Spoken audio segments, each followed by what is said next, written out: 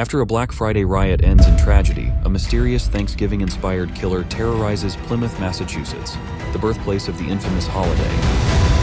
This sci-fi movie gonna blow your mind. Let's watch. Plymouth, Massachusetts is buzzing with excitement as Thanksgiving approaches.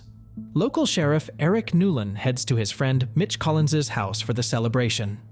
Inside, they greet each other warmly, but Mitch's boss calls him in for work at W Mart, the town's biggest supermarket.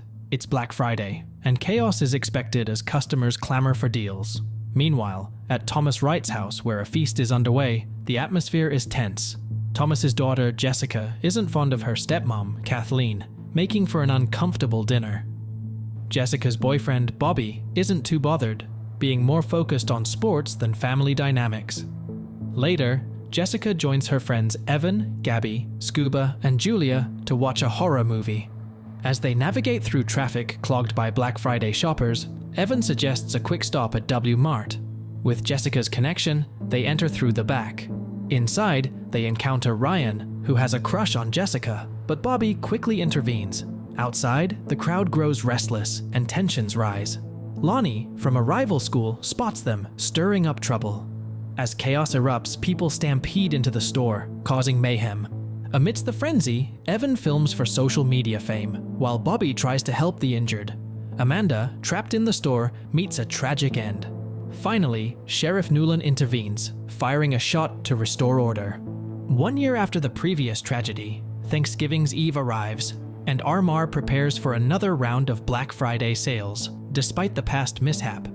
Mitch leads protests against it, but a court ruling deems the incident an accident, sparing the Wright family from trouble. Bobby, now suffering from a career-ending injury. Meanwhile, Evan gains online fame from his viral video of the chaos. The next day, Sheriff Newland discusses the town's tradition of wearing John Carver masks for Thanksgiving. At a local fair, Evan competes in an axe-throwing contest, while the girls discuss a mysterious Instagram user, tagging them in videos of the stampede. Vandalism at the John Carver house prompts Newland to investigate. At a diner, Jessica spots Bobby, stirring up emotions, but she chooses to move on. Meanwhile, a creepy Thanksgiving post by the Instagram user raises concerns. Jessica reveals she's dating Ryan, despite some skepticism from the group. Later, Lizzie, the waitress, faces a terrifying ordeal when she's attacked by someone wearing a John Carver mask. When the sun rises, a large crowd gathers outside the W Mart store, where Liz's lower half board is hanging. Simultaneously, the teenagers are tagged in a new Instagram post, which depicts the same mutilated body. Jessica then checks the previous post and discovers that all of their names are written on the dinner table. Terrified, she immediately calls her dad, explaining that they are in danger. However, Thomas Wright isn't going to be intimidated so easily. He tells his daughter that the Black Friday sales will go ahead as planned meanwhile, with pressure mounting on the officers. Sheriff Newland finally begins an investigation into the case.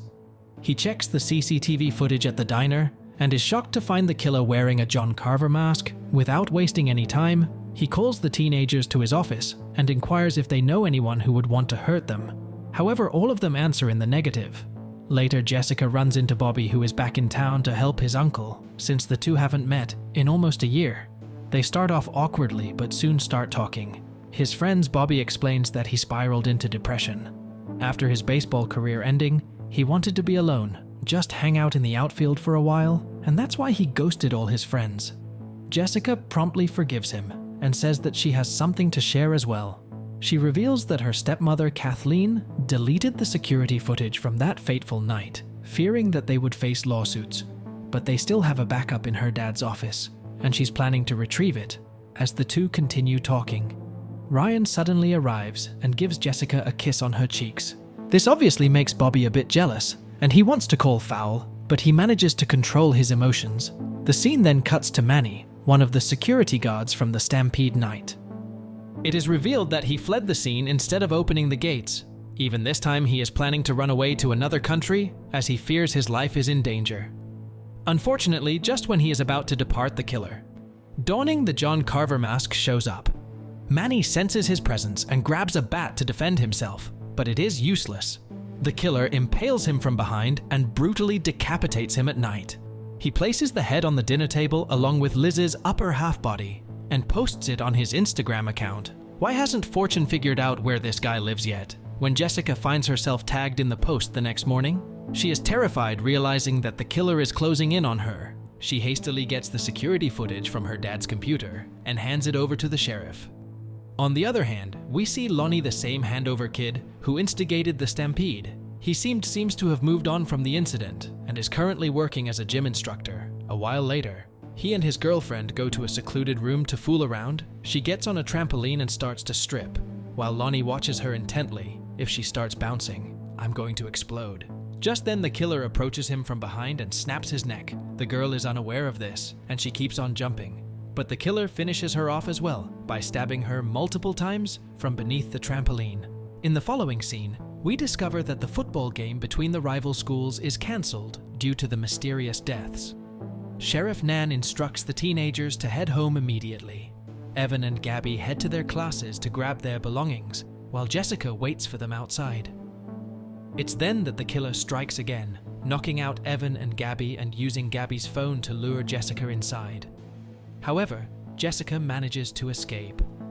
Outside, she pleads with Sheriff Nguyen to save her friends, but despite an extensive search, neither the killer nor the teenagers are found. Realizing the authorities are ineffective, Scuba decides to arm himself and visits a local drug dealer's house with Jessica to rent a pistol. Meanwhile, Julia and her father decide to leave town out of fear for their safety. As they pack, a guard stands watch outside. Predictably, the killer arrives, incapacitates the guard, and fatally shoots Julia's father before targeting Julia herself. Unaware of the danger downstairs, Julia is on a video call with her boyfriend, Scuba, who is en route to drop Jessica off at home. The killer interrupts the call, stabbing Julia with sharp pins. Hearing her screams, Scuba and Jessica rush to her aid, but the killer holds Julia at knife point and gruesomely kills her with a buzzsaw. In the aftermath, the police devise a plan to draw out the killer during the Thanksgiving parade, using Jessica and her family as bait. Despite Kathleen's reluctance, they agree, believing it's the only way to catch the killer. However, the killer outsmarts them once again, appearing in a clown costume instead of his usual John Carver mask. He causes chaos at the parade, cornering Jessica and her family, tranquilizing them, and driving them away. Later, when Kathleen wakes up, she finds herself being prepared like a turkey by the killer. She manages to briefly escape, but the killer catches her and cooks her alive in the oven, resulting in a painful death. In the following scene, Kathleen's charred body is grotesquely placed on the dinner table, horrifying everyone present. Jessica, Thomas, Scuba, Evan, and Gabby are all bound to their chairs. The killer, escalating the horror, live streams on Instagram and brutally smashes Evan's head with a hammer. He then attempts to force-feed Thomas Kathleen's flesh. In the chaos, Jessica manages to free herself using a secret ring and grants freedom to Scuba. Together, they attack the killer and flee. After a frantic chase, Scuba confronts the killer alone, buying Jessica time to escape. She runs through the dark woods until reaching the town center, where she finds Sheriff Nguyen lying unconscious. Spotting someone entering a nearby warehouse, Jessica grabs the sheriff's gun and pursues them, only to discover it's her ex, Bobby. As more cops arrive and rescue her friends and father, Jessica privately confronts Sheriff Nguyen about his involvement. He confesses that he sought revenge for his wife's death, planning to frame Bobby for the killings. However, Bobby intervenes just in time to save Jessica from the sheriff's attack. Together, they set off a massive explosion in the warehouse, seemingly killing the sheriff. But when a masked firefighter emerges from the wreckage, Jessica fears the sheriff may still be alive. That night, Jessica has a nightmare of the killer's return, leaving the audience to ponder the sheriff's fate and the possibility of a sequel.